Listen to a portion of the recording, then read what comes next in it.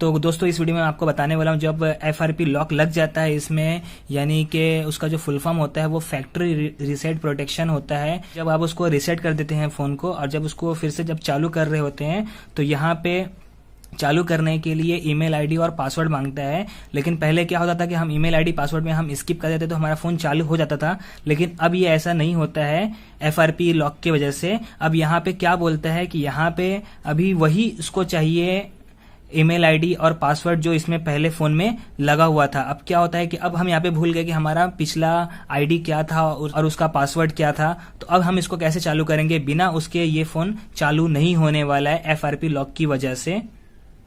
तो इसमें मैं आपको बताने वाला हूं कि लॉक को हम तोड़ेंगे कैसा, इसको फिर से हम फोन को चालू कैसे करेंगे बिना किसी पीसी के यूज किए हुए, और जबकि हमें पासवर्ड और आईडी याद नहीं है फिर भी हम किस तरीके से इसको अनलॉक करेंगे वो मैं आपको इसमें बताने वाला हूं। तो यहाँ पे ये ऐसा पेज खुलता है। अब यहाँ पे आपको ईमेल आईडी और इसके बाद पासवर्ड मांगता है जो हम भूल चुके हैं। यहाँ पे लिख के आता है this device was reset to continue sign in with a Google account that was previously sync on this device. यानी इस डिवाइस में जो पहले से था वही हमें ईमेल आईडी डालना है। अगर आप दूसरा डालने की कोशिश करेंगे तभी भी आप ये चालू नहीं कर पाएंगे। तो स्टेप बाय स्टेप आप देखते जाएं, सेम वैसा ही करना है आपको। आप यहाँ से बैक आ जाए और सबसे पहली बात कि इसमें इंटरनेट आपका ऑन होना चाहिए। अगर आपका कार्ड पे ऑन नहीं है तो वाईफाई से ऑन होना चाहिए। तो मैं वाईफाई से ऑन करके रखा हूं ऑलरेडी, तो वाईफाई से ऑन होना चाहिए आपका पहले फोन। और यहाँ पे जो आपको दिख रहा होगा ऐड नेटवर्क, तो यहाँ पे आपको क्लिक करना है। अब यहाँ पे क्लिक करने के बाद यहाँ पे कुछ ऐसा इंटरफेस दिखेगा आपको। यहाँ पे आपको लिखना है youtube.com, ओके, www.youtube.com है ना। अब इसको लॉन्ग प्रेस करना है और यहाँ पे ये जो साइन दिख रहा है इस पे क्लिक कर देना है, तो डायरेक्ट हमारा ये YouTube चालू हो जाएगा। अभी हमें इसमें जाना है और यहाँ पे जाना है हमें टर्म्स एंड प्राइवेसी पॉलिसी में। जब इस पे क्लिक करेंगे तो यहाँ पे हमें जाना है मोर पे और क्रोम ब्राउजर ओपन करना है। Accept and continue, next, no thanks.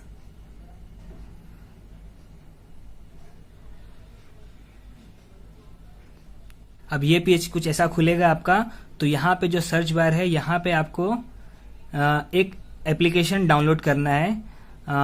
वो एप्लीकेशन रहेगा क्विक शॉर्टकट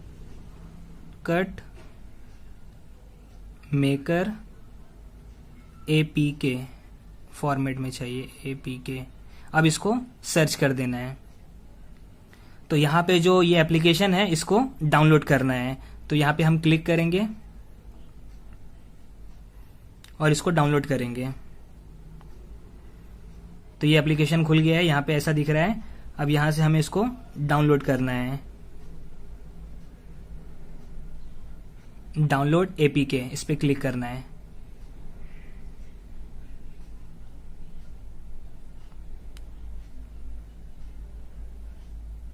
जो भी अलाउ मांगेंगे इसको हम अलाउ कर देंगे, ओके।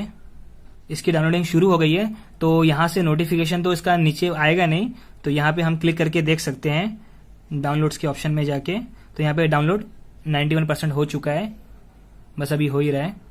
तो ये हो गया। हम इसको अभी ओपन करेंगे, सेटिंग में जाएंगे, यहाँ पे अननोन सोर्स है इसको ऑन कर देंगे, ओके। फिर इसको बैक करेंगे और इसको हम इंस्टॉल करेंगे।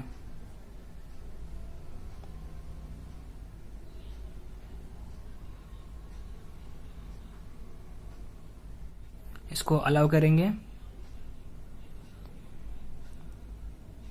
और ये इंस्टॉल हो गया है। अब इसको हम यहां से ओपन कर देंगे। ओपन करने के बाद कुछ ये इस तरीके से दिखेगा ये सॉफ्टवेयर। अब यहां पे हमें यहां पे सर्च करना है सेटिंग।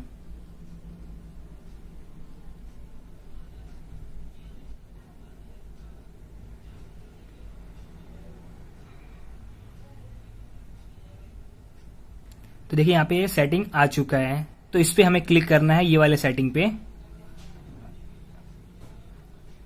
और इसमें जो सेकंड वाला है इस पे हम क्लिक कर देंगे। अब यहाँ पे जो ट्राई लिखा हुआ है इस पे हम क्लिक करेंगे।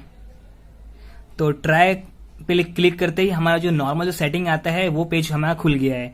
तो अब हम जाएंगे अबाउट फोन में, और अबाउट फोन में जाने के बाद यहाँ पे MIUI वर्जन है, इसको हम 5 टाइम्स टैप करेंगे ताकि हमारा जो डेवलपर ऑप्शन है वो ऑन हो जाएगा। अब हमें इसको बैक पे जाना है और अब जाना है एडिशनल सेटिंग पे, और फिर यहाँ पे आपको डेवलपर ऑप्शन मिल गया है। यहाँ पे जाने के बाद ये जो OEM अनलॉकिंग है इसको आपको अनेबल करना है, इसको आपको ऑन करना है, बैक करना है, फिर से आपको देखना है कि वो ऑन हुआ है कि नहीं।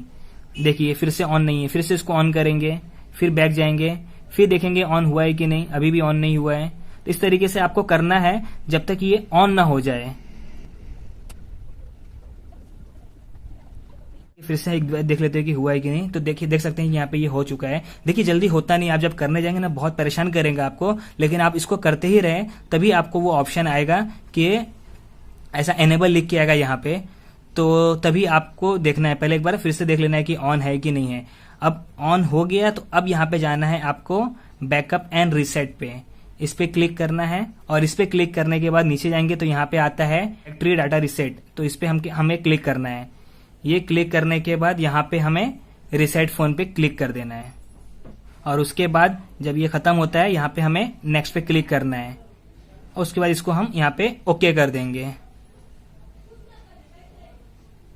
तो यहाँ पे हमारा फैक्ट्री रीसेट हो गया है। अब ये फोन चालू होगा, तो फोन दोबारा चालू हो गया है 5 मिनट के बाद। फिर से अब देखेंगे इसमें हम क्लिक करके कि बिना जीमेल का चालू होता है कि नहीं।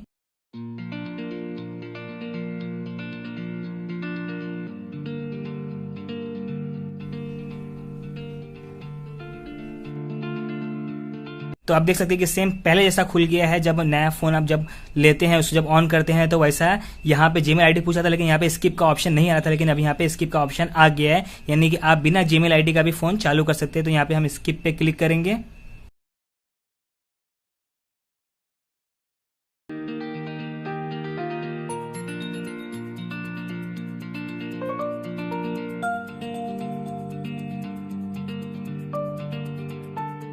अब यहाँ पे सेटअप कंप्लीट हो गया है।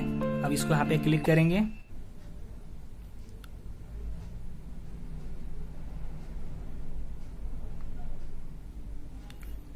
तो फोन ये अब चालू हो चुका है, आप यहाँ पे देख सकते हैं। तो गाइस कैसा लगा आपको ये वीडियो? अगर ऐसा कुछ होता है तो टेंशन लेने की कोई जरूरत नहीं, बहुत ही आसान ट्रिक था जो मैं आपको बताया हूं। तो आई होप गाइस आपको ये वीडियो अच्छी लगी होगी, तो इसे लाइक कर दे, शेयर कर दे और सब्सक्राइब करके बेल आइकन को भी दबा दे, ताकि जब मैं कोई नई वीडियो अपलोड करूं तो मेरी वीडियो की नोटिफिकेशन आपको मिले और आप मेरी वीडियो को सबसे पहले देख सके। तो चलिए गाइस, मिलते हैं नेक्स्ट वीडियो में।